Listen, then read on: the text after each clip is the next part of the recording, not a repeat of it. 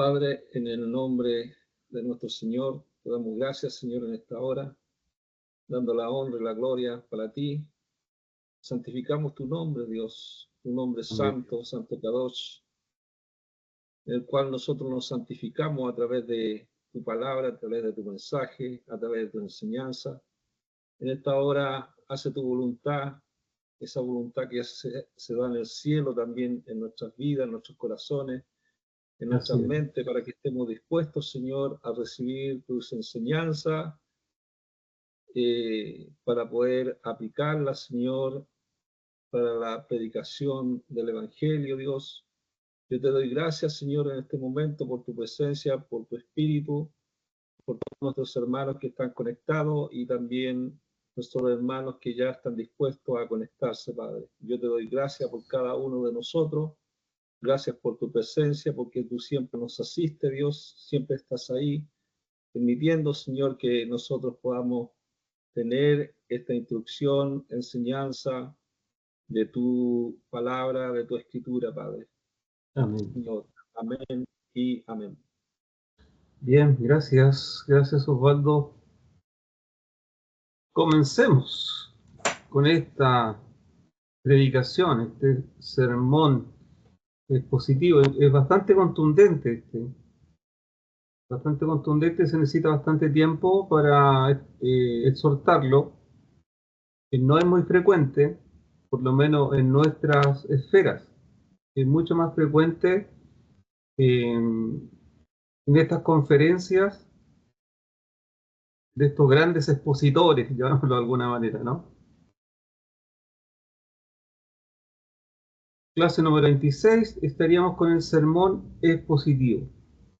Bien. Comencemos, dice, el sermón expositivo es el más completo de los sermones, por lo tanto, no es un sermón que se pueda escuchar en forma diaria.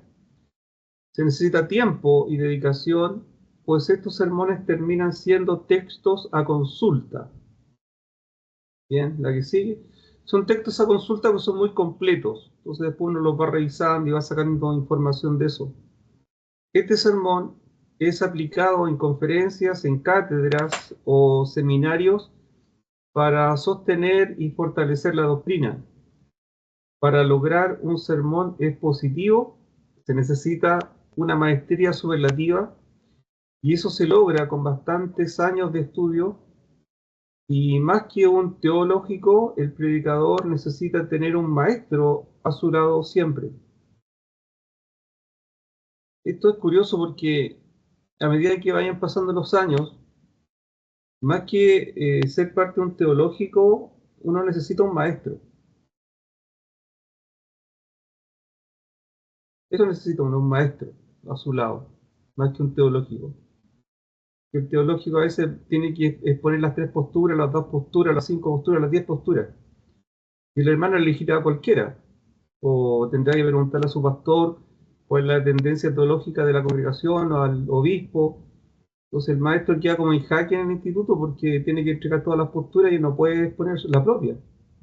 Entonces, y aunque se la pregunte, mejor quien la dé.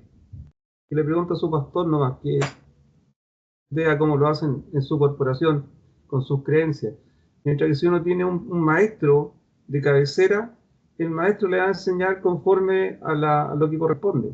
Así de simple, no le va a elegir las dos posturas. Se las puede ofrecer, se las puede exponer, pero igual le va a presentar la que corresponde.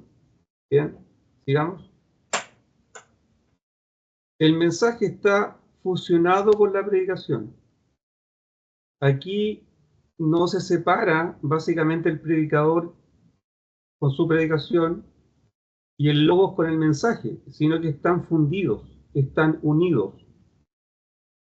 Como bien especial esta predicación, este sermón, se nota que no hay una diferencia, sino que están mezclados, fusionados. Aquí lo vamos a comenzar a ver. Sigamos. Dice, detalles del sermón expositivo tiene alto contenido de hermenéutica, muchísima hermenéutica. Por eso que se estila que los que exponen en sermones expositivos son personas que saben. saben de teología, saben de hermenéutica, saben de exégesis, saben del texto, del contexto, del paratexto, ¿bien? Entonces sería exposición más detallada del texto, mucho más detallada que el sermón temático, obviamente muy global, y más detallada también que el sermón expositivo, ¿bien? Sino que, eh, perdón, que el sermón textual, claro, sino que mucho más detallado en un purismo teológico, ¿bien? Explicar las palabras claves del texto, comprender el texto y los puntos principales que salen de la sola escritura. Aquí el predicador no va a salir a ninguna parte, sino que se centra simplemente en el relato basal. Así de simple. No tiene aplicaciones, y si tiene aplicaciones las saca del mismo texto. No tiene versículo de apoyo, nada. Es tan solo el texto por el texto. Este sermón, por lo general, no toma otros textos bíblicos como apoyos, sino que se desarrolla de la misma períscopa textual. ¿Bien? Así de simple. Está subacreditado al texto. Lo desarrolla hasta el máximo. Si necesita hacer algo, lo hace del mismo texto. Bien, por eso se habla de que se desarrolla de la misma períscopa textual. Digamos, ¿qué es lo que es períscopa o perícopa? Dice, ¿cómo se define una perícopa? La perícopa se refiere, es un concepto que designa a un grupo de versos con un solo sentido unitario coherente.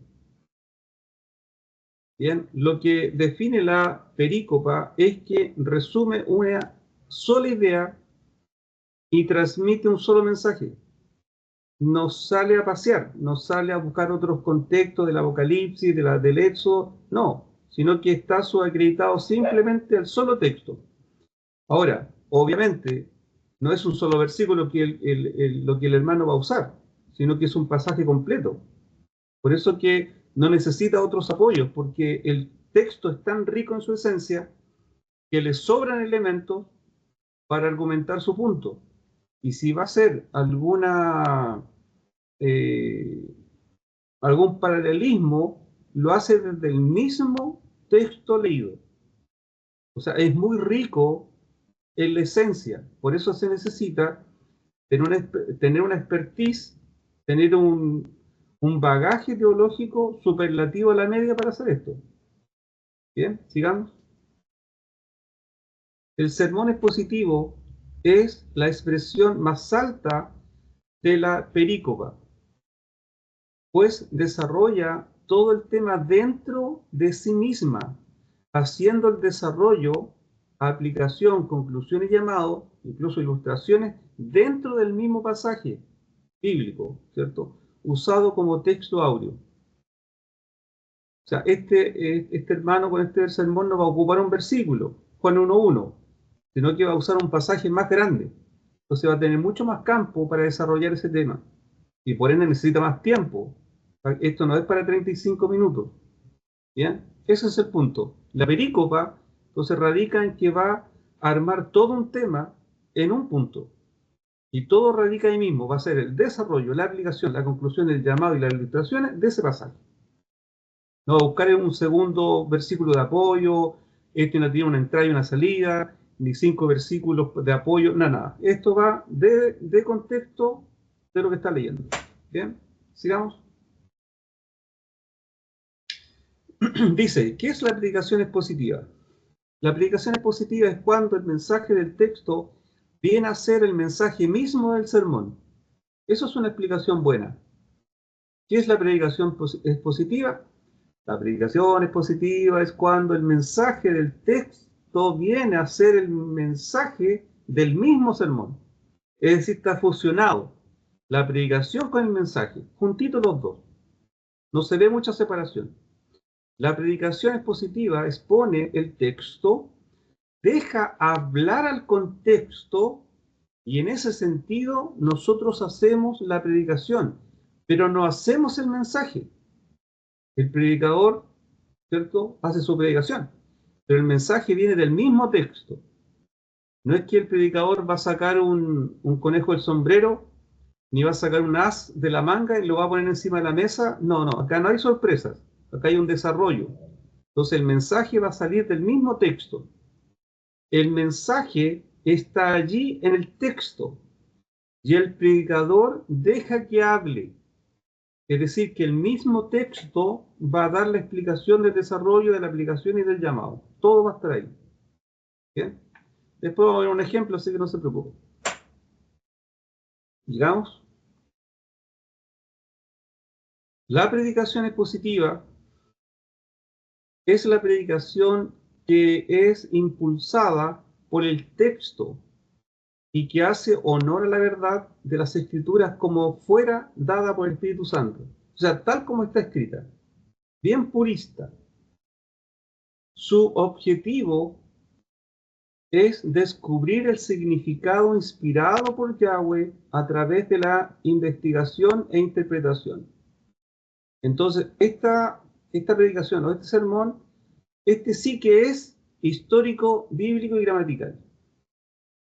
Histórico, que es verificado por la historia, teológica o bíblica, que es hermenéutica en su forma y en su fondo, gramatical, que se revisaron los versículos en el contexto y se usa en forma etimológica, corregido según sea lo más cercano a los originales, ya sea hebreo, arameo, latino o griego. O sea, esto es una joya. Este sermón es una obra de arte. Insisto, por eso que sirve de texto de consulta después. Bien, sigamos.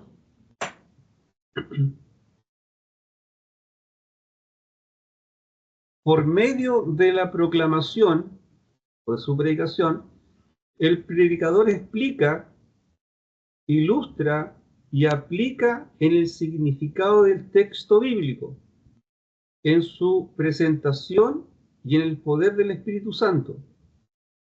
Nunca se excluye la presencia del Espíritu Santo. O sea, siempre el predicador está asistiéndose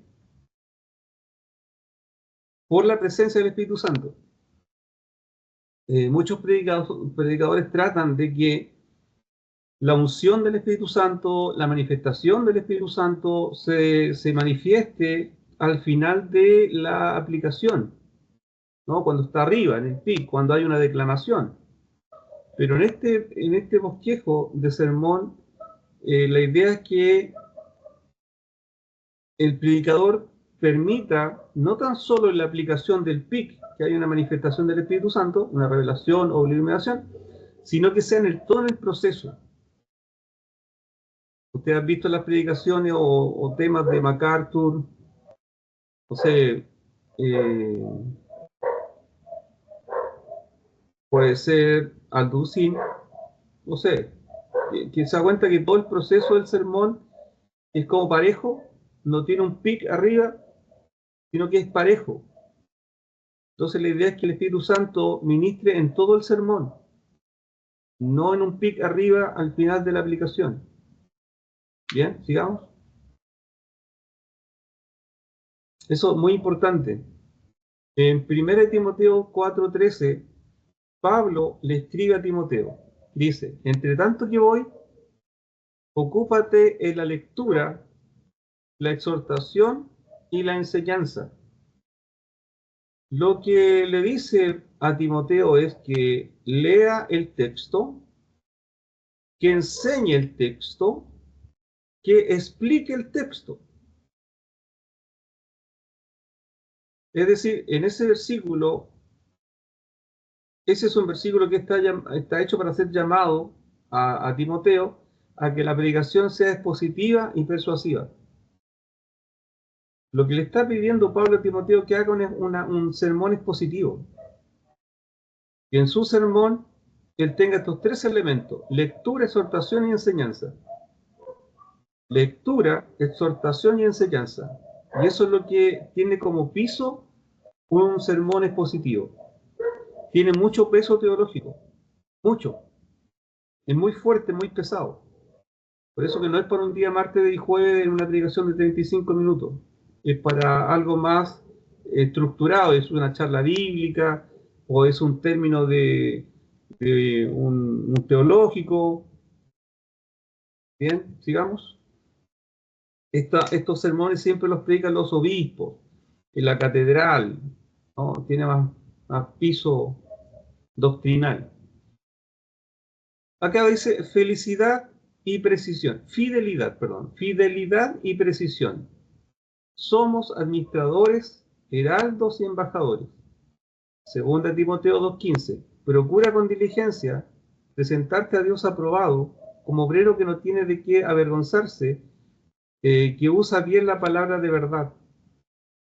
Entonces, este expositor, este predicador con sus sermones positivos, tiene que ir más allá de la media, tiene que ir más allá de lo que es obvio. Entonces, que procure con diligencia, dice, ¿cierto? Presentarse ante Dios aprobado como un siervo que no tiene de qué avergonzarse, sino que bien usa la palabra de verdad. Usarla bien, no usarla al lote, o usarla de lo que a mí me tinque, de lo que me enseñó mi abuelito. No, cada uno tiene que, como dijo una amiga, quemar pestañas para sacar lo mejor del versículo. Primera de Pedro 4:11. Si alguno habla, hable conforme a las palabras de Dios. Entonces este predicador con este sermón tiene que ser muy agudo, muy eficaz, tiene que ser fiel y preciso, porque va a ser doctrina. Bien, digamos, cuando nos colocamos detrás del púlpito es para transmitir lo que Dios realmente dice en su palabra y no lo que nosotros o la congregación nos gustaría que dijera. Nuestro mensaje debe ser el mensaje del texto, porque lo que el texto dice tiene autoridad sobre nosotros. Yeshua dijo, Juan 3:34, porque el que Dios envió, las palabras de Dios habla. Juan 7:16-18, mi doctrina no es mía, sino de aquel que me envió. El que quiera hacer la voluntad de Dios conocerá si la doctrina es de Dios o si yo hablo por mi propia cuenta. El que habla por su propia cuenta, su propia gloria busca. Entonces nosotros deberíamos ser serios en tratar de buscar todos los requisitos para no equivocarse. Incluso algunas personas revisan el sermón, no sé, 5 veces. Y quizá a la vuelta número 5 desarman el sermón y hacen otro. Porque en algo no cuadró. Y si en algo no cuadra, mejor no lo haga. Tiene que cuadrarle entre 1 y 100, tiene que cuadrarle 100. Si le cuadra 99 y el 100 no le cuadra, mejor esa predicación no la dé. Haga otra más simple, más coherente y a veces le da otra vuelta después, pero no lo haga mientras no esté totalmente seguro. Bien, sigamos.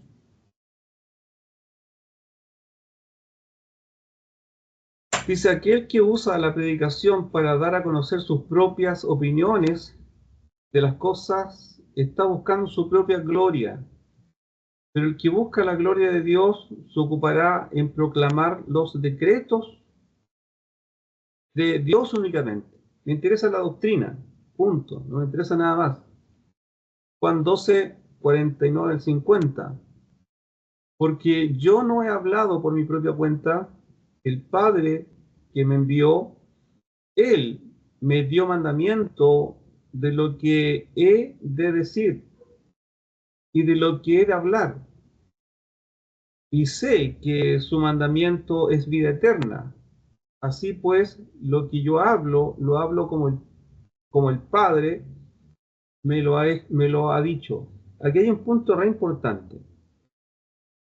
Nosotros a veces tenemos ideas en la cabeza y queremos que la Escritura nos ayude a fortalecer esa idea. Y eso no puede ser, eso es muy peligroso. Eso es muy peligroso porque eso incluso ha producido que se formen sectas. Porque nuestra mente es frágil. Y eso que Dios me dijo, lo que el Señor me habló y Dios me dijo, es re complicado. Mejor volvamos a la tesis textual, volvamos al versículo, volvamos a la hermenéutica. Menos probable equivocarse de esa manera que equivocarse de la otra. Eso que Dios me dijo y que lo soñé, yo no sé quién puede hacer doctrina con eso. Porque recuerdo una vez que alguien dijo que la salvación se perdía. ¿Ya? Se perdía. Y yo le dije, ¿cómo sabe usted que se pierde? ¿Cómo? Por qué se pierde? Sí, porque yo soñé y el Señor me dijo que se perdía. Entonces yo le dije, pero con eso no se puede hacer doctrina. Porque imagínese que usted pone eso en una sala, en un estudio bíblico, en una conferencia, incluso usted dice que la salvación no se pierde porque soñó que no se perdía, o sea, se pierde porque soñó que se perdía. El Señor le había dicho a usted que se perdía, por eso usted cree que se pierde. Imagínese que otro hermano se levanta y dice, ¿sabe hermano? Yo la semana pasada tuve un sueño y el Señor soñé que me decía que la salvación no se perdía. Ahí quedamos todos en jaque. O sea, este hermano soñó que sí se perdía y otro hermano soñó que no se perdía. ¿A quién le creemos? Entonces, yo le dije, mire, usted quedó en muy buen pie, porque usted puede decir lo que se le replazca. Pero yo como maestro no me puedo parar detrás de un púlpito o detrás de una conferencia y decir que la salvación no se pierde o se pierde porque lo soñé. Yo no puedo hacer eso. No se puede hacer doctrina con eso, pues, hermano. ¿Se entiende? Entonces hay que volver a las bases, volver a la seriedad del purismo teológico. Bien, sigamos. Dice, ¿cómo se debe enseñar expositivamente? Pero antes de seguir esto, sí que me saquen la diapositiva, Claudio. ¿Algún comentario hasta ahora, hermano? ¿Algo?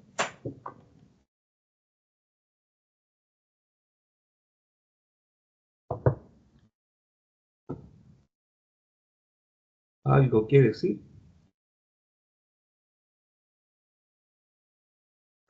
¿No? Bueno, sigamos. Dice, ¿cómo se debe enseñar expositivamente? Primero con buena conciencia, o con limpia conciencia. Segunda Corintios 4, del 1 al 2. Por lo cual, teniendo nosotros este ministerio, según la misericordia que hemos recibido, no desmayamos, antes bien renunciamos a lo oculto y vergonzoso, no andando con astucia ni adulterando la palabra de Dios, sino por la manifestación de la verdad, recomendándonos a toda conciencia humana delante de Dios. Entonces, primero hay que ser coherente y consciente de lo que estamos haciendo. Veraces, bien, abiertos, limpios, sinceros. Así de simple. Eso es una de las bases, con buena conciencia. Yo no quiero infiltrar nada delante de la congregación para tener un beneficio. Bien, sigamos. La 2 dice, con paciencia inagotable. Segunda de Timoteo 4, del 1 al 2.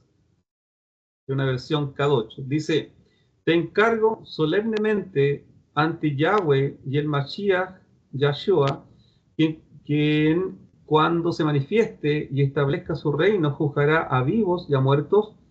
Proclama la palabra, ten la mano, tanto si el momento es propicio o no. Convence, censura y exhorta con enseñanza y paciencia inagotable. Con paciencia inagotable. Y sabe que, aunque pareciera algo menor, no es menor. No es menor. No es menor. Y Pablo decía, yo no me canso en repetir todo lo que tengo que repetirle. Si tengo que repetirse los 20 veces, se las voy a repetir. Y según mi experiencia, hermano, eso es verdad.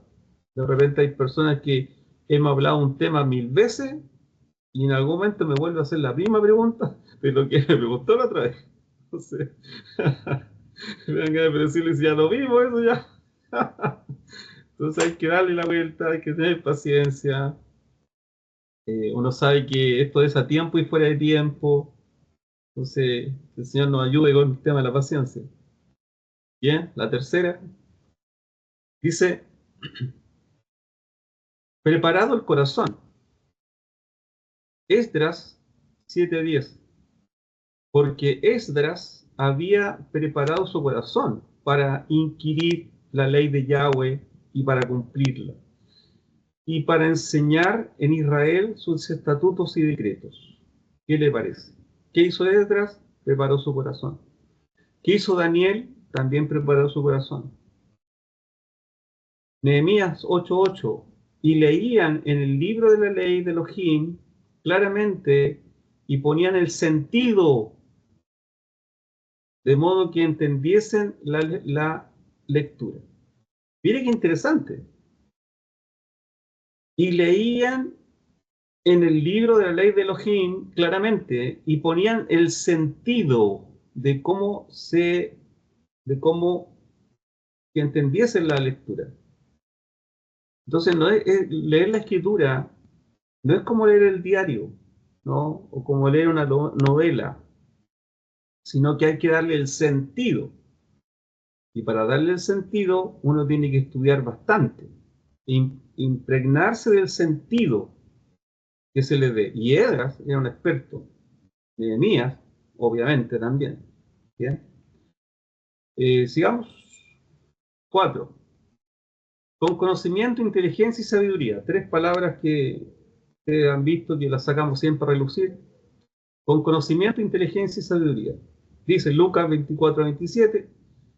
Y comenzando desde Moisés y siguiendo por todos los profetas, les declaraba en todas las escrituras lo que de él decían. ¿Bien?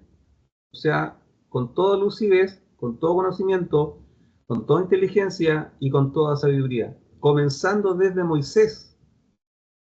O sea, la vuelta fue larga, pasando por todos los profetas. Seguramente más de algún profeta menor fue tocado también por la enseñanza. Entonces, que todo hablaba de Cristo. Bien, eso. Una más. Dice con pleno dominio de lo expuesto. Esto es re importante. Con pleno dominio de lo expuesto. Uno tiene que dominar lo que está haciendo. Aunque diga 3 palabras, pero esas 3 palabras tienen un peso fuerte de plataforma de conocimiento. Hechos 8, del 30 al 35, dice, y acudiendo Felipe, le oyó que leía al profeta Isaías y dijo, pero ¿entiendes lo que lees? Él dijo, ¿y cómo podré si alguno no me enseñare? Y rogó a Felipe que subiera y se sentara con él. El pasaje de la escritura que leía era este. Como oveja a muerte fue llevado, y como cordero mudo delante del que lo trasquila, así no abrió su boca, en su humillación no le hizo justicia, no se hizo justicia. Más su generación, ¿quién la contará? Porque fue quitada de la tierra su vida. Respondiendo el eunuco, dijo a Felipe, te ruego que me digas, ¿de quién dice el profeta esto? ¿De sí mismo o de algún otro? Entonces Felipe, abriendo la boca, o su boca, y comenzando desde esta escritura, le anunció el evangelio de Yahshua el Mesías. Comenzando desde esa escritura. Entonces Felipe obviamente sabía el relato que era Isaías. Había un conocimiento. Entonces uno cuando predica o enseña tiene que saber lo que está diciendo. Y aquí volvemos al concepto, que los que predican y enseñan, no puede ser un hermano que con suerte sepa unir 2 versículos. No puede, hermano, no puede. No puede. Así de simple. Digamos, esa es la 5. La 6. Dice, tomando tiempo para la enseñanza. Hechos 28:23. Dice, y habiéndole señalado un día, vinieron a él muchos a la posada a los cuales les declaraba y les testificaba el reino de Elohim desde la mañana hasta la noche, persuadiéndoles acerca de Yahshua tanto por la ley de Moisés como por los profetas. Es decir, era experto en la Tanaj. La Tanaj son la Torá, los profetas y los salmos. Entonces, para hacer un sermón expositivo, la persona tiene que tener un peso teológico importante. Bien, sigamos. Entonces, para hacer esto hay un listado, dice, ora, estudia el texto, estudia el contexto, estudia el paratexto político, social y económico, considera el género literario, analiza la idea central y la gramática cuidadosamente, conecta tu pasaje con la teología bíblica, desarrolla un sermón hermenéutico, desarrolla un sermón homilético, añade ilustraciones y aplicaciones. Notó el detalle, desarrolla un bosquejo hermenéutico. Después lo traspasa a un bosquejo homilético. Eso ya nosotros tenemos cierto bagaje con esto, ¿cierto? De transportar un bosquejo a otro. La que sigue.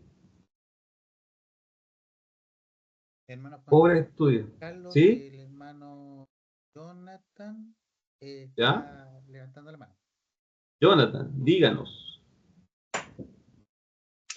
¿Cómo estás, hermano Johanan? Gusto saludarte. Bendiciones. Toda rabá para ti y para Dios. Bien, mira, volviendo un poquito atrás, quiero retomar el punto de la doctrina de la salvación, lo que tú mencionaste hace como 10 minutos atrás. Ese es un temazo, tú y yo lo sabemos mucho, lo hemos estudiado bastante juntos, gracias a Dios. Y quiero abarcar 3 puntos que son importantes, que yo creo que son importantes los que voy a mencionar. Primero que todo, si la salvación se perdiera, nadie, absolutamente nadie, sería salvo. Así es.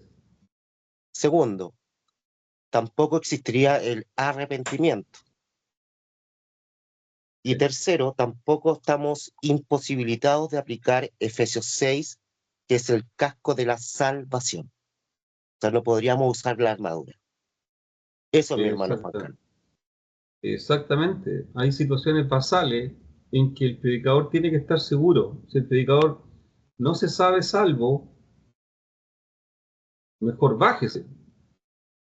O ya sabe, pastor, el pastor sabe que mejor no voy a poder. Yo mire, déjeme un tiempo más. Déjeme 6 meses, 1 año, 2 años, déjeme estudiar, déjeme plantear mis propios fundamentos, porque no tengo claras ciertas cosas. O sea, yo no sé todavía si soy salvo, no sé si soy salvo, no soy salvo, tengo el Espíritu Santo, no lo tengo don, no lo tengo. Entonces esa persona no puede predicar, no puede. A lo más tiene que primero saberse salvo.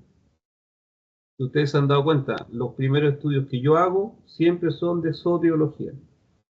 Me interesa que el hermano se sepa salvo y después seguimos con lo demás. ¿Ves? ¿Algún comentario, hermanos? Hermano Juan Carlos, Sí. hay una palabra que dijo el Señor, nuestro Señor, que dice, escudriñad las Escrituras porque a vosotros parece que en ellas tenéis la vida eterna. Así es. Y eso es lo que da testimonio de mí. Hay una cosa que, bueno, hermano Jonathan habla de la salvación. Hay que tener la doctrina de Cristo y al examinar, lo que habla de examinar no es tan solo leer, como tú lo dijiste, no es un libro cualquiera. La enseñanza y la doctrina de nuestro Señor. Y escudriñar las Escrituras tiene que ver con examinar, inquirir, averiguar cuidadosamente algo y sus circunstancias, indagar, investigar, inquirir, hurgar, fisgar, husmear, hurguetear. O sea, tiene varios sinónimos. Por eso es que es importante, porque nosotros, por ejemplo, si nosotros vemos, a ver, aquí estaba viendo yo, que los líderes religiosos sabían lo que decía la Biblia, pero no aplicaban sus palabras a la vida. Conocían la enseñanza de las Escrituras, pero tampoco reconocieron al Mesías en las Escrituras, que es lo que señalaba Jesucristo. Porque Jesucristo dice que él venía a hablar del reino de Dios, del reino de Dios. Y muchas veces hay personas que no saben lo que es el reino de Dios. O si tú le preguntas a alguna persona, le dice, ¿qué es el reino de Dios? Entonces, por eso es importante ir indagando. Me parece que en la otra clase pasada se habló de que nosotros tenemos que estar siempre indagando, siempre buscando. Eso sería. Bien, bien, gracias. Bueno, los maestros, curiosamente, son eternos estudiantes. ¿O no? Alguien que acá esté ya en ese camino de la enseñanza. Las personas que a veces ven a los maestros creen que los maestros tienen todas las respuestas. Y no es así. Los maestros simplemente saben hacer las buenas preguntas, ¿no? Tienen buenas preguntas, pero no tan solo las respuestas. Y los maestros son eternos estudiantes, eternos estudiantes. Incluso a los maestros a veces les da como, les da cosa, como decía el Chavo del 8, le da cosa que le digan maestro, porque los maestros no se consideran tampoco tan maestros, porque están en vías también de aprendizaje. A veces cuando yo les digo acá aprendemos todo, no es broma y no es falsa humildad, acá aprendemos todo, todos estamos creciendo, todos vamos en camino de la perfección. Bien. Hermano ¿Algún Juan comentario Carlos, más? Sí. mira, me hace recordar el libro de Lucas. Lucas era un médico, Así es. ya, y uno lo piensa, ¿cierto? Lo reflexiona. Un médico que está estudiando medicina nunca termina de aprender. Con la medicina No, siempre va saliendo algo nuevo. exactamente. Entonces, por lo tanto, nosotros tenemos que seguir en este camino, ¿cierto? Aprendiendo y de hecho, quizás llevamos muchos años en el Evangelio y seguimos aprendiendo. O sea, uno nunca termina de aprender. Hay cosas Sí, nuevas. O sea, no nuevas, sino que la escritura, ¿cierto? Los 66 libros está toda la revelación. Pero hay cosas que muchas veces no nos ha sido iluminado. bien. Porque cada uno recibe una iluminación de algún pasaje y si sale un rema, ¿cierto? Del Espíritu, ese rema se da a conocer y nosotros después ya con ese rema nosotros vamos entendiendo ciertas partes de las escrituras. Eso. Eso es. Bien, sigamos, Claudio. Cualquier cosa ahí interrumpe. Dice Pablo, hace un sermón expositivo. ¿Te recuerda eso? En el Areópago de Atenas, él hace una cátedra completa y se explaya con tiempo y dedicación. Él no hizo un sermón de 35 minutos. No. Él hizo una exégesis completa. Él realmente hizo un sermón expositivo. Uno lee el sermón que hizo y realmente es para aplaudirlo de pie. Bien. Hechos 17, del 16 al 34. Digamos, el sermón expositivo, así como todos los demás, tienen una proposición central del texto, lo que nos dará una columna vertebral para hilar la idea del propósito final. O sea, hay un hilo conductor. Y ese hilo conductor no se puede perder. No puede. Si se le fue el hilo conductor, chao predicación. Se perdió. Entonces el hilo conductor tiene que estar clarito. Bien, sigamos. La columna vertebral. Ejemplo. Aquí es la parte que a todos les interesa, que es la parte del ejemplo. Ya está buena la vuelta, pero ya, otro, no un ejemplo. La vuelta está muy larga. Como dijo mi abuelo, las vueltas son las que dejan. David es ungido rey. Bien, este es el pasaje. David es ungido rey. Comencemos. Título. Título de la canción. Dice, pregunta. ¿Cómo cumplir el plan de Dios para nuestra vida? Eso es una proposición, ¿cierto? Un título. Bien. ¿Qué vamos a usar? Texto sería texto audio. 1 Samuel 16, del 1 al 13. Hermanos, son 13 versículos. O sea, un pasaje no es un versículo 2, es un pasaje completo. Introducción. Todos podemos cumplir el plan de Dios para nuestra vida.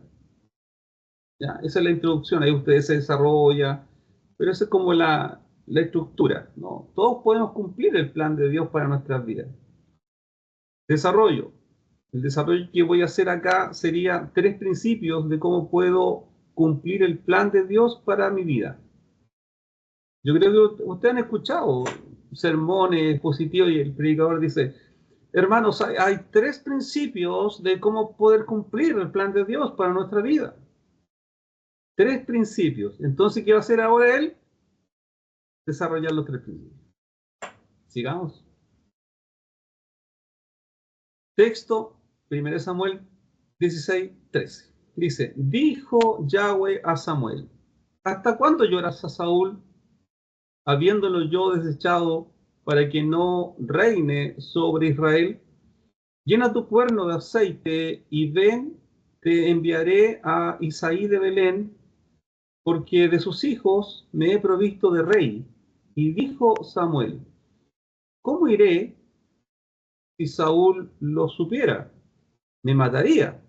Yahweh respondió, toma contigo una becerra de la vacada y di, a ofrecer sacrificio a Yahweh he venido. Y llama a Isaí al sacrificio y yo te enseñaré lo que has de hacer. Y me ungirás al que yo te dijere. Hizo pues Samuel como le dijo Yahweh, y luego que él llegó a Belén, los ancianos de la ciudad salieron a recibirle con miedo y dijeron, ¿es pacífica tu venida? Y él respondió, sí, vengo a ofrecer sacrificio a Yahweh. Santificaos y venid conmigo al sacrificio. Y santificando él a Isaí y a sus hijos, los llamó al sacrificio. Bien, hasta ahí vamos. La que sigue. Dice, y aconteció que cuando ellos vinieron, él vio a Eliab y dijo, de cierto delante de Yahweh está su ungido. Y Yahweh respondió a Samuel, no mires a su parecer ni a lo grande de su estatura, porque yo lo he hecho. Porque Yahweh no mira lo que mira el hombre, pues el hombre mira lo que está delante de sus ojos. Pero Yahweh mira el corazón. Entonces llamó Isaí a Abinadab y lo hizo pasar delante de Samuel, el cual dijo, tampoco a este ha escogido Yahweh. Hizo luego pasar a Isaí, a Sama, y él dijo, tampoco a este ha elegido Yahweh. E hizo pasar a Isaí 7 hijos suyos delante de Samuel, pero Samuel dijo a Isaí, Yahweh no ha elegido a estos. Bien, sigamos.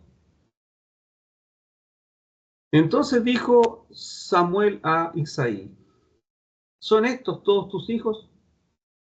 Y él respondió, queda uno el menor, que apacienta las ovejas. Dijo Samuel a Isaí, envía por él, porque no nos sentaremos a la mesa hasta que él venga aquí. Envió pues por él y le hizo entrar, y era rubio, hermoso de ojos y de buen parecer. Entonces Yahweh dijo, levántate y úngelo, porque este es. Y Samuel tomó el cuerno de aceite y lo ungió en medio de sus hermanos, y desde aquel día en adelante el espíritu de Yahweh vino sobre David. Se levantó luego Samuel y se volvió a Ramá. Ese es el pasaje. extenso, fuerte, limpio, ¿bien?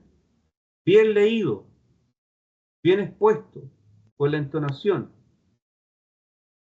digamos. Entonces, de desarrollo, dice 3 principios. 1. Dijo Yahweh a Samuel, verso del 1 al 5. 2. Yahweh mira el corazón del hombre, del verso 6 al 12. 3. Derramó aceite en él, verso 13. Entonces tengo del 1 al 13. Y de eso, todo lo que leí, todo lo que expuse, tengo 3 principios. Para alcanzar ¿qué cosa? Alcanzar que es viable entender, percibir, aceptar y moverme en el plan de Dios. O sea, todo juega al texto áureo. Digamos, aplicación. Necesitamos la palabra de Yahweh para comenzar nuestro propósito. Ese es el punto, ¿eh? Ya empezamos a aplicar. Necesitamos la palabra de Yahweh. Yahweh dijo a Samuel.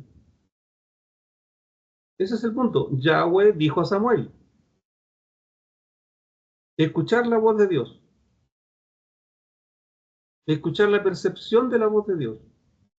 Necesitamos la palabra de Dios para comenzar nuestro propósito. O el propósito de Él en mí. También necesitamos un corazón preparado para así continuar con el propósito de Dios en la vida y también en forma basal de su Espíritu Santo para avanzar.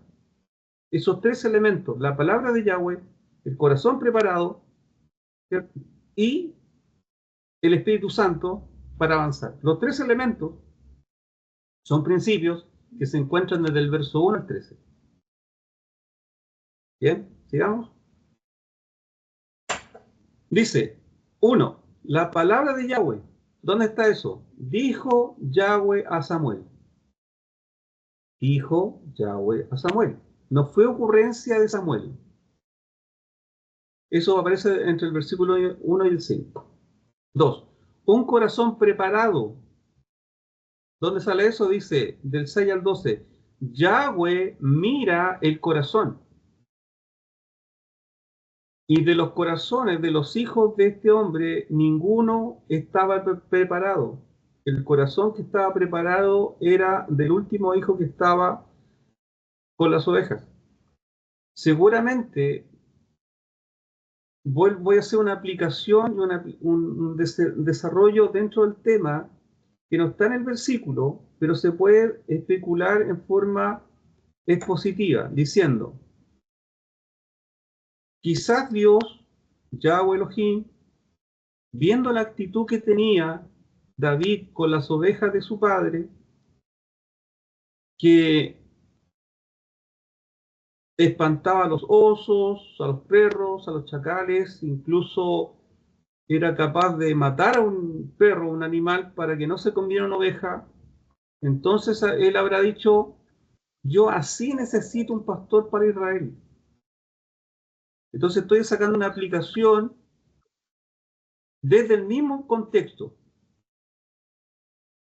O sea, el sermón expositivo está estructurado dentro de la misma sustancia. ¿Bien? Entonces, 3, dice, necesito el Espíritu Santo. Claro, derramó aceite en él. O sea, necesito los 3 elementos. Del verso 1 al 13. Bien, continuemos.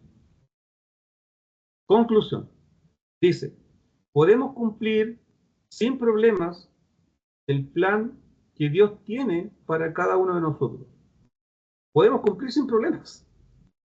Escuchemos sus palabras, preparemos nuestros corazones, dejemos ser usados por el Espíritu Santo. Así se puede lograr cumplir el plan de Dios en nuestra vida. Digamos, Claudio. Llamado. ¿Estamos dispuestos a cumplir el plan de Dios con todos los dones, talentos y ministerios que el Señor ha puesto en nuestro corazón? Eso es un llamado. Así de simple, limpio. Porque se puede. Se da cuenta que todo, la aplicación, el desarrollo, la conclusión, el llamado, todo juega, todo coincide hacia el versículo áureo, que en este caso fue súper extenso. Y el llamado también está dentro del mismo propósito. ¿Estamos dispuestos a cumplir el plan de Dios con todos los dones, talentos? Nosotros tenemos dones, talentos, ministerios, sé que tenemos ministerio. La pregunta es si lo podemos poner al servicio de Dios. Si lo queremos poner al servicio de Dios, tenemos que tener tres cosas: escuchar su palabra, tener un corazón limpio, ¿cierto? Y obedecerle y estar sujeto al Espíritu Santo. La que sigue, eso sería. ¿Qué les pareció? ¿Algún comentario?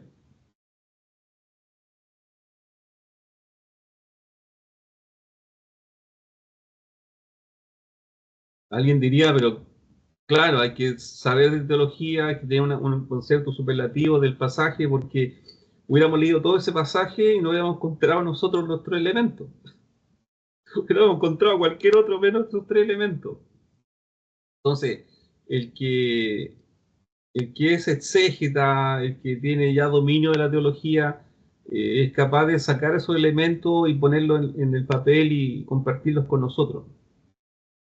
Yo sé que estos sermones no son muy expuestos constantemente, son una de las 500, ¿no? Pero para que sepan que así se usa. ¿Bien? Están en sí mismo, ¿se dio cuenta? En sí mismo. En sí mismo se sacó todo.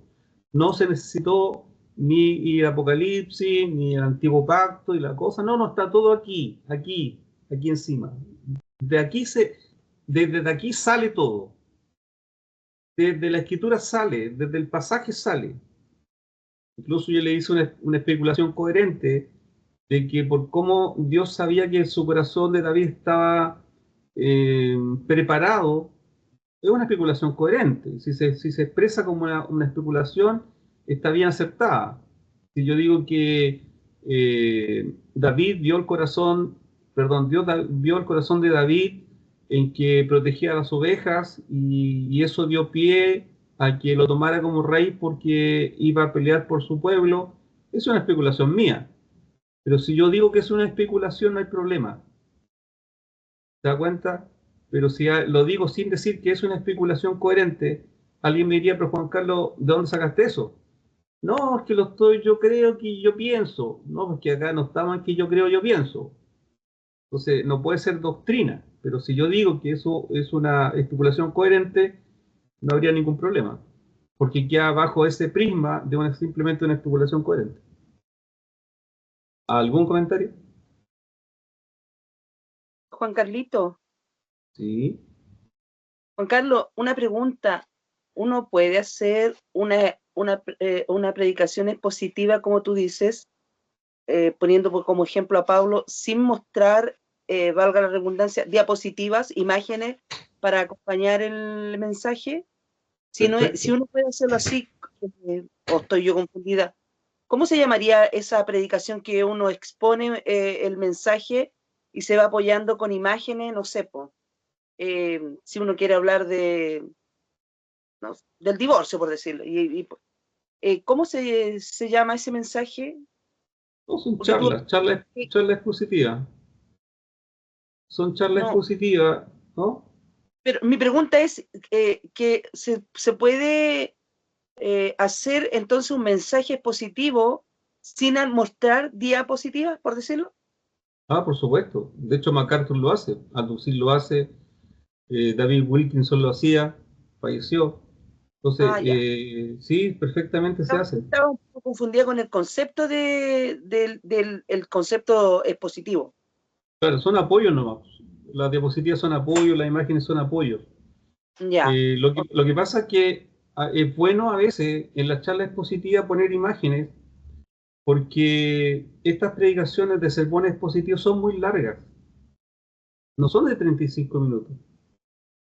Entonces, una predicación quizás de 1 hora y media disculpen la palabra que voy a decir, pero es muy fome, o sea, es muy larga, es muy tediosa. Entonces se necesita quizá una pantalla con algo. Mira, ¿por qué pienso yo? ¿Por qué hago esta pregunta? Porque justamente como una predicación expositiva dura más de las medias de 35, 40 minutos, para que el auditorio no se aburra, no se latee, no se le vaya la mente para otro lado y pueda ir asimilando la enseñanza que se está dando, creo yo que se recurre a eso de las imágenes porque se sabe que un auditorio te puede en 30 minutos captar un mensaje, pero con diapositiva puede estar tranquilamente 45 minutos porque el cerebro va trabajando imagen y audición. Y si a esto le agregamos de que el grupo pueda escribir lo que está aprendiendo, o sea, es un éxito total en la predicación. Por eso yo te preguntaba si cabía bien el concepto de predicación positiva sin imagen, por lo largo que es exponer a un auditorio con solo que te escuche, porque a los 40 minutos el auditorio ya está en su casa, está arreglando el auto, está viendo a los niños y cosas así. Sí, ya se fue. Se van. Sí. Está pintando la bolita de Plumaví de colores para el... Sí, y el reloj, chuta, la hermana cuándo va a terminar.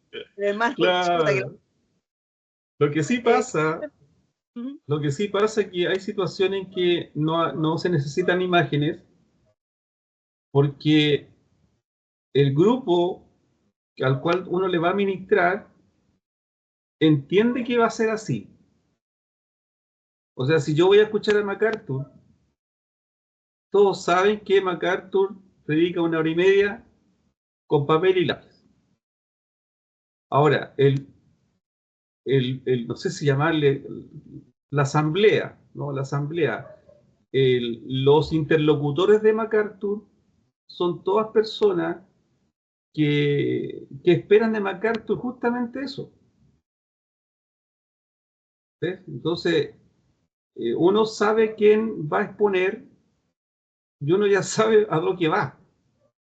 Entonces MacArthur no va a poner ninguna diapositiva porque no es su forma, y aparte que todos van a escuchar a MacArthur, entonces ya tienen su mente preparada para eso. O escuchar a Spurgeon.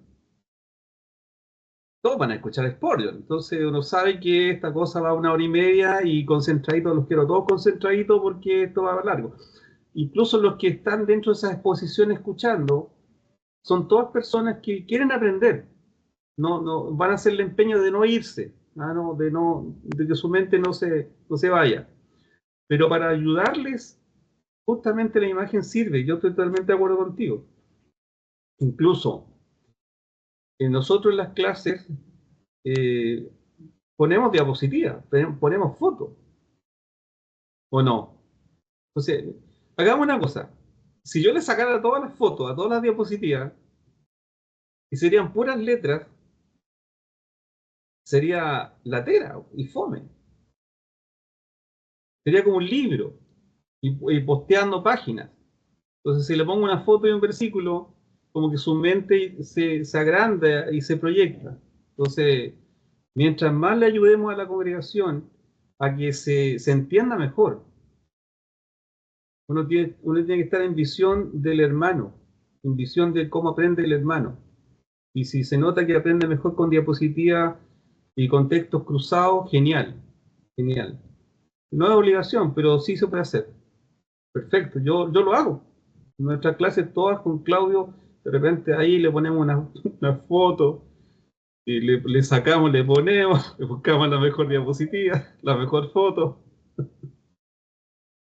Sí, pues hay que hacer eso. Acá la visión es el beneficio del que oye. Eso es. ¿Algo, hermanos, que comentar?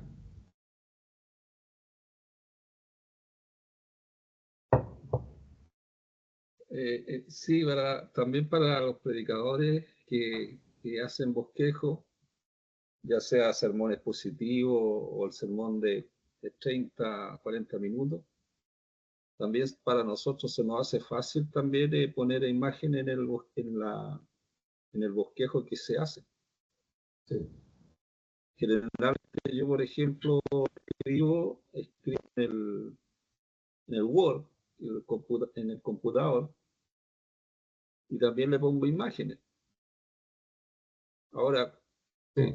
antiguamente hacía todos los bosquejos en un papel con lápiz, ¿no? Una hoja, y llevaba anotados los versículos y lo que se iba a predicar. Ahora me sale una forma más fácil, uso ¿cuánto se llama este? No el celular, ¿cuánto se llama? Un aparato un poquito más grande que el celular que uno puede traspasar el Word ahí y lo puede leer. ¿Ya? ¿El tablet? El tablet. El monitor. Claro, el tablet, por ejemplo, si uno me toca predicar en una congregación, yo mi tablet. Sí, el tablet, ya, ok. Sí. Entonces, ahí llevo todo el mensaje, y uno lo va corriendo y simplemente no se hace ningún drama. Claro. Porque uno tiene que usar la tecnología. De hecho, la ciencia ha avanzado. Muchos no comparten esto, porque a lo mejor los pentecostales, a lo mejor no creo que vayan a aceptar un tablet. O, por ejemplo, yo he escuchado muchas veces, dicen, ay, los hermanos están con el celular en la mano. Pero muchos tienen su celular y tienen la Biblia en el celular. Po. Exactamente. Lo Bueno, claro, importante, claro, lo aquí hay que importante, buscar. Dime.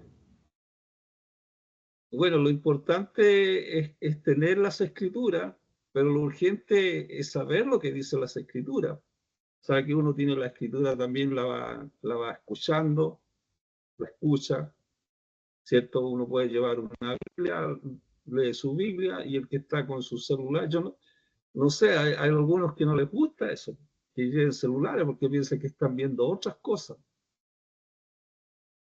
Pero pienso que la persona que está a aprender puede estar fácilmente en una vigilia escuchando todas las prédicas.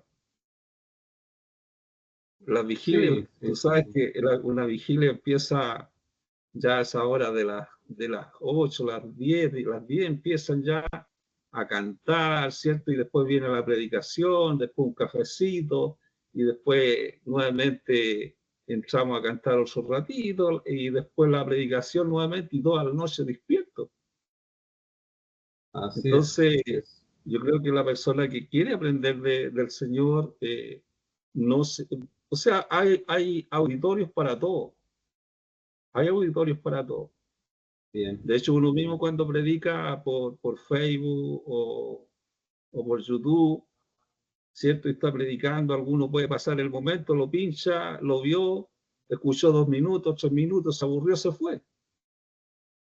Pero hay otros que quedan ahí, porque les llamó la atención algo que dijo y sigue escuchando. Entonces Sí, yo bueno, por creo que eso. va en la disposición que ponga el auditor y también la enseñanza, porque la enseñanza también tiene que ser clara y precisa para que el auditorio lo pueda entender. Bien. Bueno, todos estos elementos novedosos, como son el data, como son las pantallas gigantes, han sido una bendición. Los hermanos antes andaban con el papelito, con la carpeta, se recuerda, con las fotocopias, y no encontraban la alabanza, y ahora simplemente está proyectada arriba, yo lo encuentro genial. Sí. O el predicador está predicando y le pone la diapositiva arriba con el versículo que está predicando. O incluso se conecta con el hermano que está en el computador y le da los versículos, los va poniendo arriba mientras predica. O sea, lo encuentro genial. Yo no sé hasta qué punto eso tiene que ver con el mundo, que el mundo entró a la iglesia. No sé, de repente a veces la poesía no cuadra ahí. Hermano Nelson, ¿algún comentario sobre esto? Del tema de las predicaciones positivas. Hermano, yo estoy en franca oposición con el uso de los medios tecnológicos en la iglesia. No, mentira. No. Por el contrario, pero ¿sabes lo que creo yo, hermano? Es que yo encuentro también extraordinario. O sea, estos avances tecnológicos son tremendas herramientas que tenemos en las manos. Pero lo que no me cuadra es que un hermano, si a usted le pasa una Biblia, no tenga idea dónde está el Apocalipsis y está el Génesis. Sí, bueno, claro. Entonces, primero debemos aprender a gatear, caminar y después empezar a avanzar tramos largos, porque si no, de verdad, estos medios tecnológicos, descargar las aplicaciones en los teléfonos, de alguna manera nos hacen extremadamente fácil la pega, hasta hacernos nos llevan a ser, o nos llevan al otro lado, que ser medio flojos, hermano. Entonces yo creo que todo cristiano debe ser capaz de tomar este librito, que ha pasado por muchas crisis, por guerras, por luchas, lo han tratado de quemar, lo han tratado de eliminar, y debe ser capaz de usarlo, hermano. Y ya cuando tiene un manejo un poquito más acabado, creo que no hay ningún problema en usarlo. En la iglesia donde yo voy no hay ningún problema.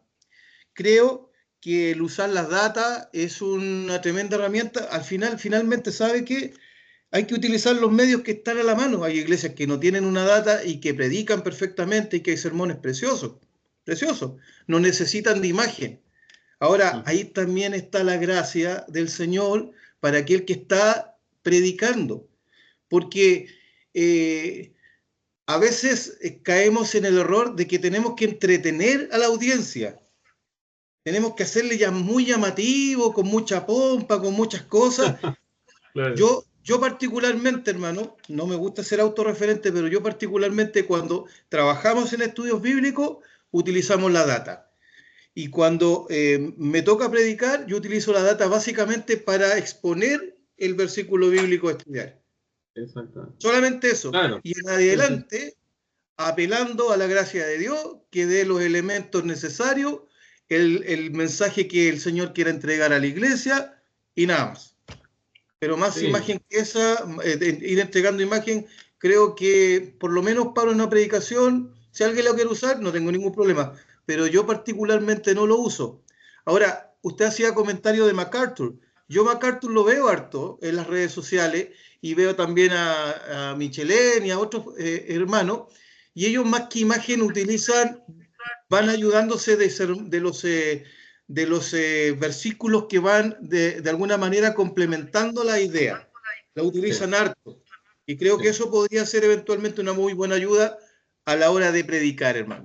Eso. Sí, bien. Bueno, pues coincido 100% con todo lo que has dicho. 100%. Incluso cuando nosotros empezamos las clases de, no sé si de hermenéutica o de homilética. Me parece que de hermenéutica.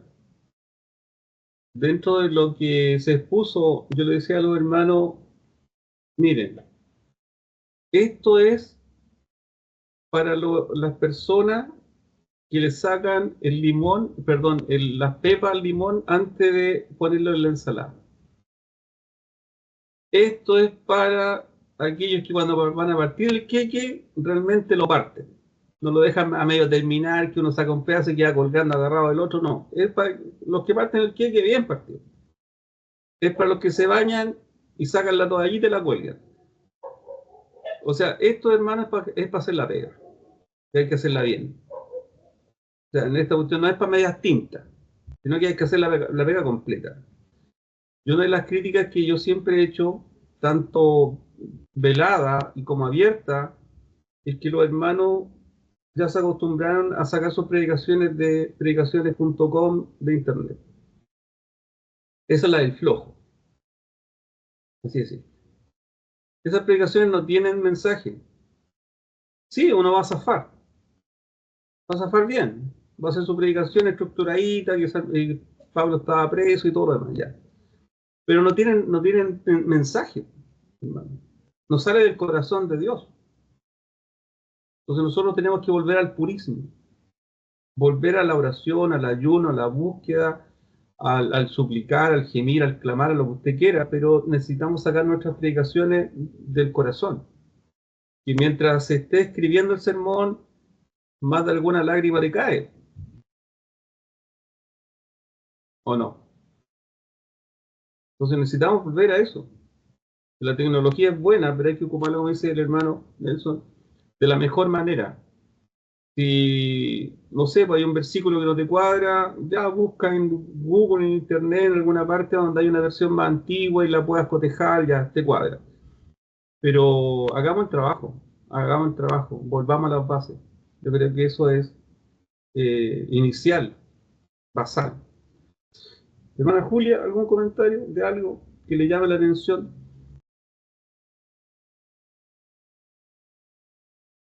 Hermano Juan Carlos, sí, me fascinó el versículo. Voy a sacar mi Biblia. Yo tengo mi Biblia aquí al lado.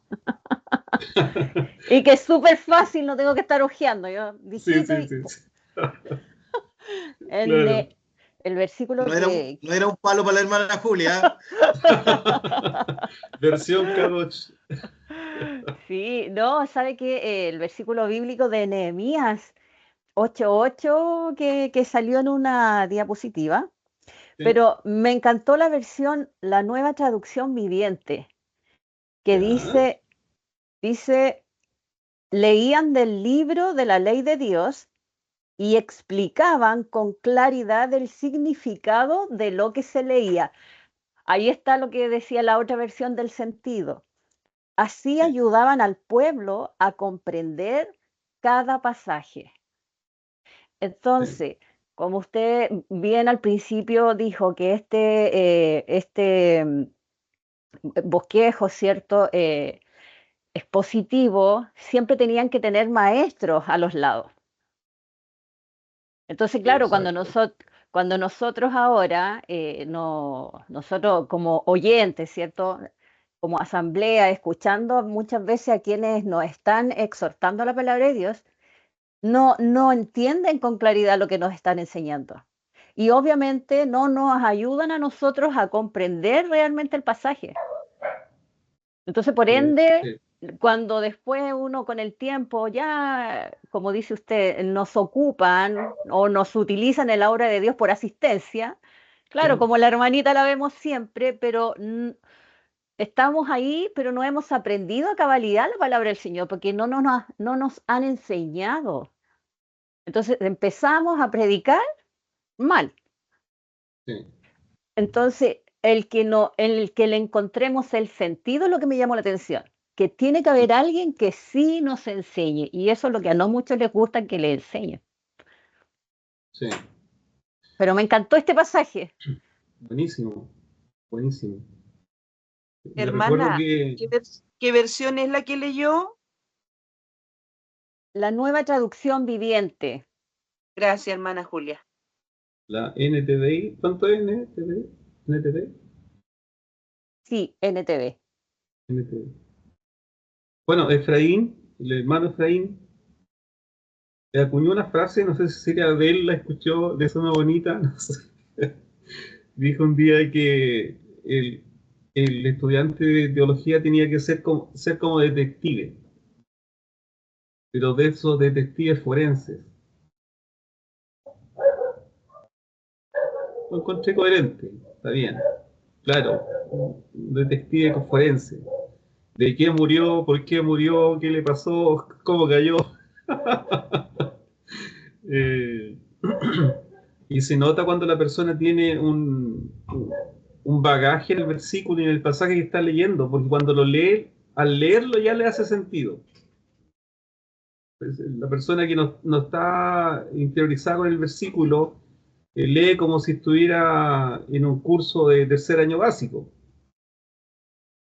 porque no tiene coherencia en la lectura, en la comprensión lectora. Entonces, qué rico, comillas, es cuando el predicador empieza a expresar el pasaje con los tonos que corresponde, ya te habla, el versículo mismo te empieza a hablar. Y por eso que se le celebra, mire, yo le celebro mucho a Michelin su verborrea, su tono. ¿No? Es claro, es preciso, no tiene error verbal. Y eso se agradece. se agradece. Yo le agradezco harto cómo se expresa, cómo expresa el versículo. Ya en irlo verbalizando, ya me está hablando. Eso. ¿Algún comentario? ¿Alguien que tenga las cámaras apagadas, pero que necesite comentar algo? Menos Juan Carlos. Susana. Hola, ¿cómo están todos? Bendiciones. Bendiciones. Gracias. Oiga, mire, me hace mucha razón, ¿cierto?, lo que decía mi hermana Julia, porque hoy en día tienen que ser muy maduro un cristiano para dejar que le enseñen. Generalmente no nos cuesta mucho reconocer que algo no sabemos. Sí. Y ¿cómo se llama? Y yo encuentro que las personas, por ejemplo, de mi época, hacíamos mucha caligrafía, por ejemplo, mucha lectura, y como que leemos mejor que los jóvenes de hoy en día. Hace poco a mi cuñado le tocó hacer exponer un sermón en un seminario, y él pidió que voluntariamente leyeran ¿cómo se llama?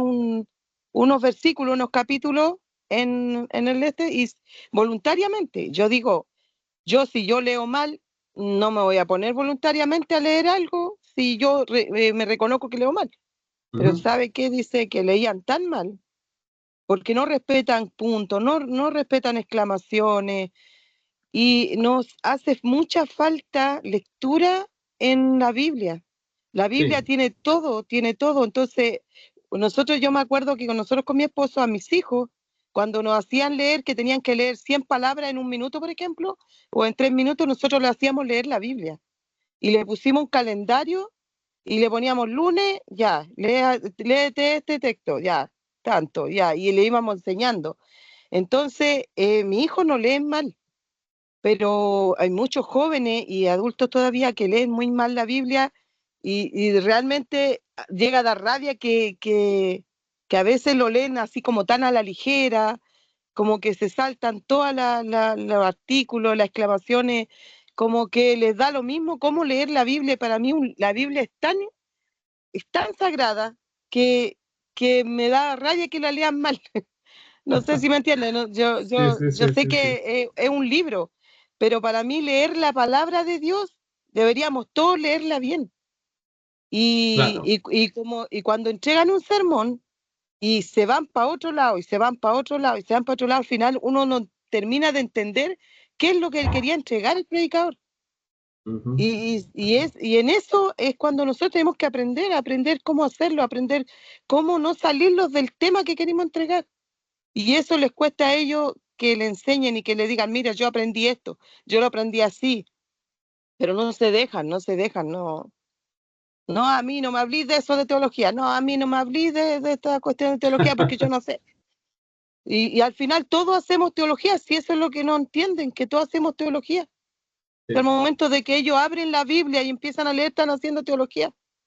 Ellos lo ven como algo así, como más, no sé, como más aparte, como un tabú, así como, estudiando teología, así como que, no sé, pero esa es mi percepción de aprender bien y de no poder no salirnos del tema y empezar hablando de Noé y terminar hablando de Jonás. Entonces, se entienden a muchos lados algunos. Así que Dios les bendiga a todos. Perfecto, gracias. Pero tiene mala interpretación textual. Dicen que uno no entiende lo que lee. Entonces, si uno no entiende lo que lee, menos va a expresar lo que está leyendo. Menos le va a dar el tono. Menos va a expresar lo que está tratando de extraer de eso. Y lo peor de todo es que las personas no quieren ser enseñadas. Eso, la hermana ahí tiene un punto súper fuerte. Los hermanos no quieren ser enseñados. Los hermanos quieren que el Espíritu Santo les enseñe. Y así está la iglesia como están. Juan Carlos, es importante entender ciertos conceptos de la Biblia. Yo tuve un debate con un pastor de la prosperidad. Ya. El debate era el siguiente. Estábamos hablando sobre la el Efesios 2:20, ¿cierto? Que Dios constituye pastores, maestros, evangelistas para la obra. Por lo tanto, 4:11. claro, por lo tanto la congregación debiera usar a los predicadores, Por supuesto. le dije, a los maestros, a todas estas personas que enseñan. Y conversando la conversación, yo le dije, y que no sea un neófito. Y me dijo, pero no traté así a los hermanos. No traté así a los hermanos. Pero yo le dije, yo no lo estoy tratando mal. Le dije, yo no estoy tratando mal a los hermanos. Entonces, cuando uno va a la palabra neófito, porque pues, en la Biblia cuando habla en 1 Timoteo capítulo 3, cuando habla de si alguno desea obispado, y la Biblia cada dos dice dirigente, o sea, tiene que ver con los pastores, con todos los líderes dentro de la iglesia. Entonces no tiene que ser un neófito. Y un neófito, cuando uno lee lo que es un neófito, son nuevos creyentes. Y estos nuevos creyentes debían llegar a ser firmes, sólidos en su fe, antes de asumir el rol de líderes dentro de una congregación. Bien, entonces, perfecto. claro, entonces, y me dice, no tengas un más alto concepto de ti mismo, me dice a mí. Como tratando de que yo lo estaba buscando. Le pegaste en el ego. Le pegué en el ego. Y entonces ahora yo estoy haciendo un tema, porque dije, voy a hacer un tema relacionado con esto de la autoestima, cuando dice el Pablo a los hermanos, del autoconcepto. Digo, pues por la gracia que me es dada a cada cual que está entre vosotros, que no tenga más alto concepto de sí que el que debe tener, sino que piense de sí con cordura, conforme a la medida de fe que Dios repartió a cada uno. Exactamente. Entonces, está hablando de la autoestima, y la Biblia cada dos dice, en cambio, desarrollen una sobria autoestima. Bien. O sea, lo que Pablo está diciendo, que él no es arrogante, es lo que está diciendo, que la gloria que le dio el Señor, la salvación que le dio Yahweh, eso me va a subir mi autoestima. No mi soberbia, no mi ego, porque generalmente... Menos orgullo. Claro, generalmente esta gente de la prosperidad, como ellos se creen dioses, porque dices, dioses soy, la Biblia dice, dioses soy, ellos se creen dioses. Entonces ellos no quieren perder un debate. En el fondo lo que hacen es apocar tu autoestima, porque generalmente el ser humano tiene una autoestima muy baja. Y lo que Pablo está diciendo, que esa autoestima nosotros la desarrollemos, y el mismo lo dice, en cambio desarrollen una sobria autoestima basada en los patrones que ya ha dado a cada uno de ustedes, a saber, confianza. En otras palabras, que tengan confianza en el Señor. Exactamente. Y que no le bajen su autoestima. Entonces, generalmente esta gente de la prosperidad lo que hace es querer bajar la autoestima de la persona. Cuando no tiene escritura, cómo defenderse. ¿Me entiendes? Sí, cuando ellos ya es complicado. Cuando se ven como perdidos, ¿cierto? En la conversación, lo único que hacen es atacarte. No atacan el tema. Porque generalmente el debate en lo que se ataca el tema, no es la persona. Entonces, cuando no tienen una palabra ya te sacan cualquier texto para poder decirte, que soy agrandado, soy agrandado. No, pues si esto lo de las congregaciones tiene que ser así, por personas que sepan, que no sean personas que están principiando. Tú dijiste una vez, hablaste sobre que había una diferencia entre creyente y discípulo. Porque el creyente acepta la salvación, y nosotros mismos lo sabemos, lo tenemos idea, cuando empezamos a caminar en el Señor, en el Evangelio, no teníamos idea de escritura. Entonces, ¿cómo me van a poner delante para yo exhortar un mensaje del Señor si no tengo idea de juntar dos versículos bíblicos? Eso. Aquí el problema también está en que los ponen. Y la gente no se pone sola detrás del púlpito.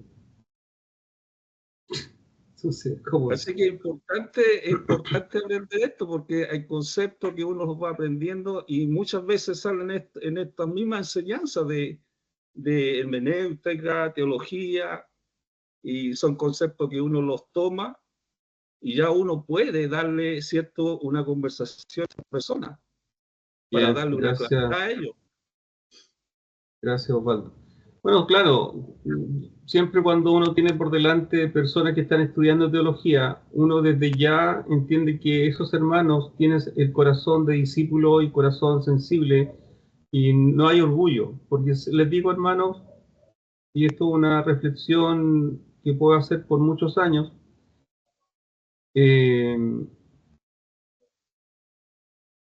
los necios son los que no preguntan. Eso es. La gente necia no pregunta. La gente sabia pregunta. La gente sabia es la que pregunta. Los necios no preguntan. El necio quiere que le pregunten a él.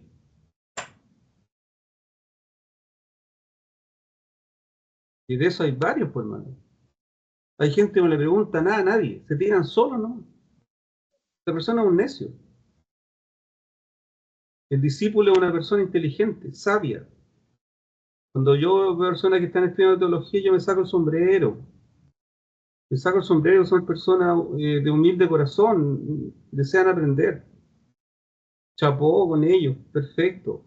Pero los necios no preguntan. Los necios son arrogantes. Los maestros no son arrogantes. Los maestros no son arrogantes. Yo no conozco ningún maestro arrogante. Ninguno. Y si es arrogante, no es maestro. Punto. Como dijo un amigo, hagamos la corta. Tipo no es maestro. Tipo un arrogante. El maestro siempre pregunta. Siempre, siempre, siempre, siempre. El sabio pregunta. El necio no. El necio quiere que le pregunten a él. Ya, ¿algo más, hermano? ¿Terminamos? ¿Cerramos? Alguien que tenga su micrófono, quizás su pantalla, su cámara cerrada, pero pueda comentar algo. ¿No? ¿Nada? Bueno, Juan Carlos. Sí. Para rescatando un poco de los comentarios de lo medular de expresado de los comentarios de cada uno de mis hermanos, y también centrando a la idea de este tipo de sermón,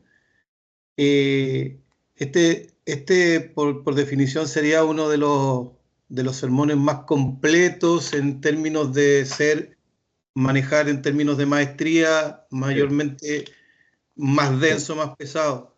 Sí. Por ende, involucra también una mayor preparación. La persona que desarrolla este tipo de sermones, como dice usted, es una persona ya de verdad con un grado de madurez superlativo, como utiliza usted el término. Sobre la media.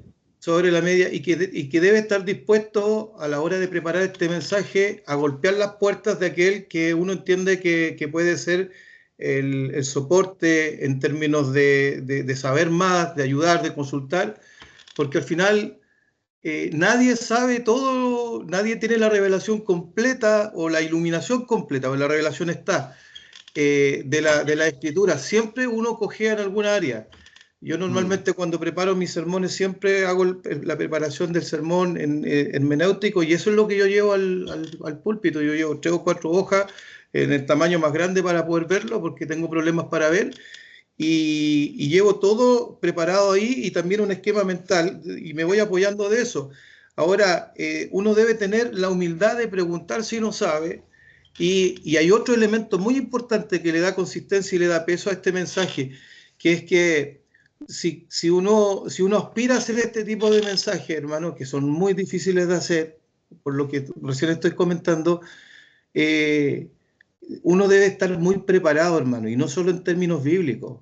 Creo que en la mañana lo conversábamos, no sé si lo recuerda la conversación que tuvimos en la mañana. Sí. Debemos ser capaces de manejar más áreas todavía, hermano. Sí, sobre todo porque nos manejamos en una amplitud, en un espectro mucho más amplio hoy en día.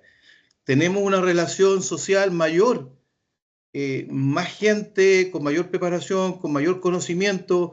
Debemos estar a la par o tratar de ir a la par con la ciencia, con los términos tecnológicos, con los términos psicológicos, ¿por qué no decirlo? Estar informado y leer diariamente el diario o la noticia del día para poder eventualmente, frente a cualquier situación, a la hora de preparar un mensaje, poder exponer ideología de género, temáticas que tienen que ver con el matrimonio igualitario, el tema de la conciencia a la hora de que un médico debe aplicar o no la conciencia a la hora de aplicar la eutanasia, ¿no? Son temas de contingencia que muchas veces se tratan en la iglesia, pero que no se prepara, hermano, que no se entiende, ¿no? Usted le habla de eso a un predicador y está como, ¿de qué me está hablando? Usted céntrese en la Biblia. A ver, hermano, por favor, o sea, esto también tiene que ver con la escritura.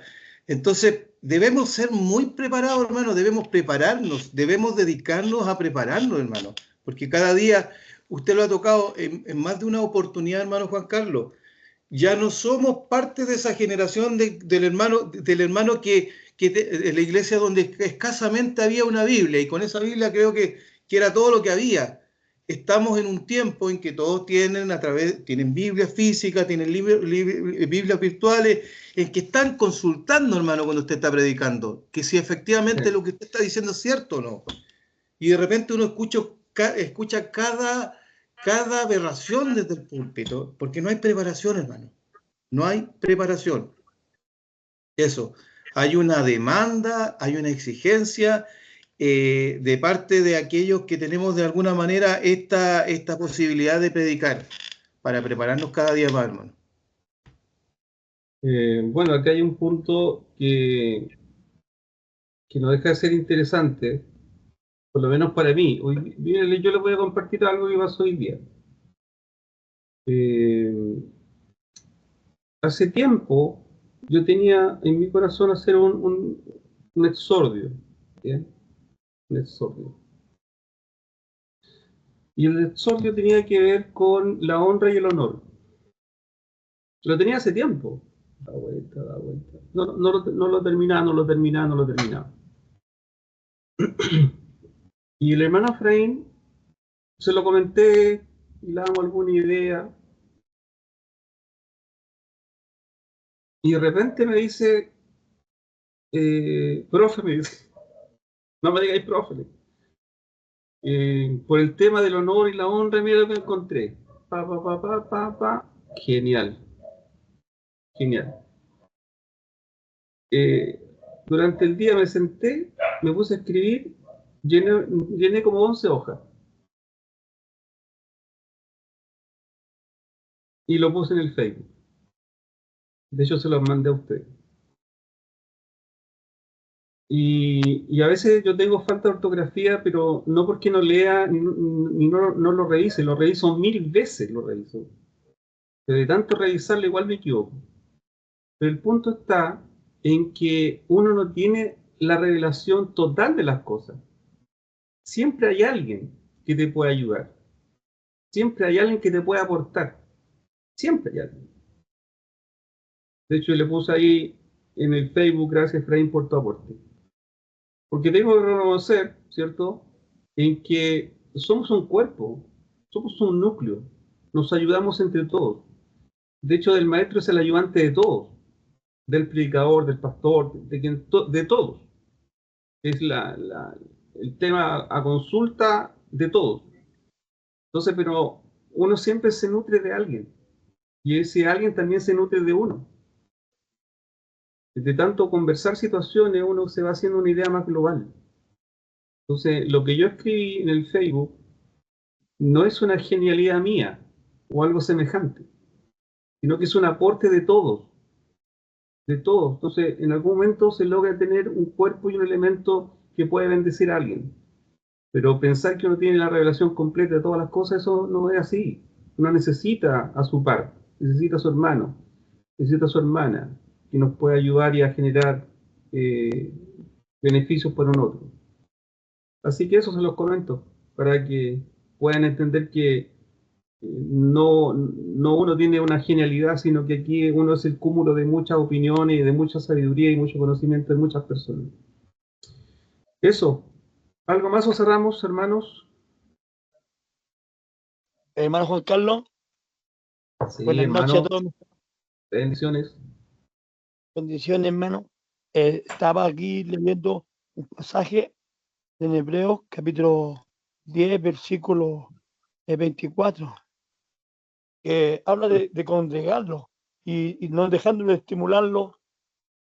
Nosotros, lo que yo estoy aprendiendo es que estoy siendo estimulado en el espíritu de la verdad, de la palabra. Entonces, conocimiento, como decía usted anteriormente en otras clases, nos da un piso para enseñar, para redarguir. Entonces, yo creo que a veces a mí me cuesta expresarme porque no tengo un estudio avanzado como muchos tienen. Yo no conocí la escuela. Me cuesta aún pronunciar las palabras. Me cuesta leer, como decía la hermana, los comas, los signos de interrogancia. Por eso a veces no me atrevo de consultar, pero recibo esta palabra de estimularme. Cuando lo escucho a ustedes, yo aprendo. Entonces, trato, por mí no quisiera salir a la pizarra, como dice usted, una vez dijo también. Sí, sí. Entonces, como que me da un temor, aún en hablar. Pero yo con usted, aquí escuchándole, yo me he enriquecido mucho. He adquirido mucho conocimiento y cuando voy a la cárcel me da pena porque a veces escucho muchas cosas que no van a lo que estoy estudiando. Digo, Señora, abre el entendimiento y que siga atesorando esta palabra para poder enseñar a mis hermanos en ese lugar. Doy gracias, Señor, hermano, por esto que estoy aprendiendo y es maravilloso. El día, el mensaje que están ahí estudiando, mejor claro también. Doy gracias, Señor, porque también sobre la salvación, cuando usted me dio una clase ya de la salvación, también me dejó a mí claro. Claro, entonces, a base de eso, trabajo con nuestra fe y creyendo. Que Dios me los bendiga a todos mis hermanos. Bien, Bendición. gracias. Bien, estamos todos en vía de perfección. Dios no va a dejar de perfeccionar la obra que comenzó en nosotros. Oremos, ¿les parece, hermanos? Gracias por su tiempo, gracias porque podemos aportar en el conocimiento del otro, y si en algún momento hemos podido aportar en sus predicaciones y hacerlo mejor, genial. Cuando le toque predicar, grábela, la manda para ver sus avances. Ya, bien. ¿Quién se anima a abrir su micrófono y llevarnos en oración? Hermanos. Amén. Amén, hermano Juan Carlos. Gracias. Padre eterno, le damos gracias por estos nobles conocimientos que nos enriquece espiritualmente. Gracias. Señor, enséñanos a llevar a la práctica y a poder apacentar a los desvalidos, a los desamparados, a los que necesitan, Señor, la orientación de tu palabra. Señor, llénalos con el rema, con tu espíritu, para poder entender la revelación, Señor mío, y compartir este pan de vida que nos da cada día. Bendiga a mi hermano Juan Carlos y a todos mis hermanos, en especial, todos mis hermanos, porque somos un cuerpo, como decía mi hermano. Yo entiendo que usted es la cabeza y usted está en nuestras vidas. Señor, siga dando gracias a mis hermanos y a mi hermano que está a cargo de la enseñanza. Gracias, Señor, por este momento que es grato para mi alma y que me estimula a seguir adelante. Gracias, Señor. Yo creo que a todos, Señor, lo estimula estos conocimientos. Gracias, Padre, en el nombre de Yahweh, del Todopoderoso, de Jesús y de Yeshua. Amén. Amén. Gracias, Amén. Señor. Gracias, te alabamos. Gracias, Dios. Amén.